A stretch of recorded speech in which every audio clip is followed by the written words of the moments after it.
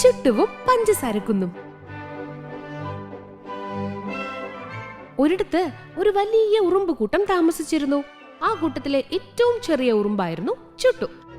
മറ്റുള്ളവർ അവനെ ഒരു കൊച്ചു കുട്ടിയായിട്ടേ കണ്ടിട്ടുള്ളൂ. ഒരു ദിവസം ഉച്ചയ്ക്ക് ഉറുമ്പുകളെല്ലാരും വരിവരിയായി ആഹാരം തേടി പോവായിരുന്നു. പെട്ടെന്നാണ് അവര് ദൂരെ വെള്ള നിറത്തിൽ തിളങ്ങുന്ന ഒരു വലിയ കുന്നു കണ്ടത്. മൂത്ത ഉറുമ്പുകൾ സന്തോഷത്തോടെ വിളിച്ചു പറഞ്ഞു. എല്ലാരും ആവേശത്തോടെ ആ വെള്ളക്കുന്നിനടുത്തേക്ക് ഓടി. എന്നാൽ ചുട്ടു മാത്രം ദൂരെ മാറി നിന്ന് അത് സൂക്ഷിച്ചു നോക്കി. അവൻ മൂക്കനക്കി ആ വായു ഒന്ന് ശ്വസിച്ചു.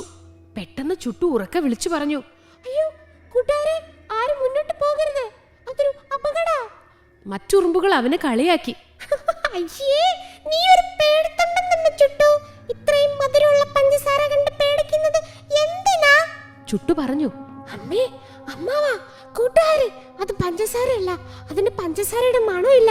മാത്രമല്ല അവിടെ ഒരു ഉറുമ്പ് പോലും ഇല്ലല്ലോ, അതൊരു കെണിയാ, മനുഷ്യർ വിതറിയ ഉപ്പും മരുന്നുമാണത്. ചില ഉറുമ്പുകൾ ചുട്ടു പറഞ്ഞത് കേട്ട് സംശയത്തോടെ നിന്നു. കുറച്ചു കഴിഞ്ഞപ്പോ ആ വഴി ഒരു വലിയ ഈച്ച പറന്നു വന്നു.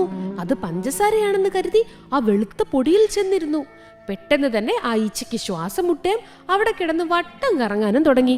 ഇത് കണ്ട് ഉറുമ്പുകൾ ഞെട്ടിപ്പോയി. ചുട്ടു പറഞ്ഞത് ശരിയായിരുന്നു, അത് പഞ്ചസാര ആയിരുന്നില്ല, ഉറുമ്പുകളെ കൊല്ലാൻ വെച്ചിരുന്ന മരുന്നാ. അപ്പോൾ മുതിർന്ന ഉറുമ്പുകൾ ചുട്ടുവിനെ അഭിനന്ദിച്ചു.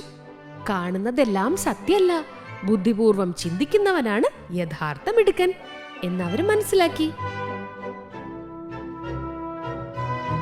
കഥ ഇഷ്ടമായോ?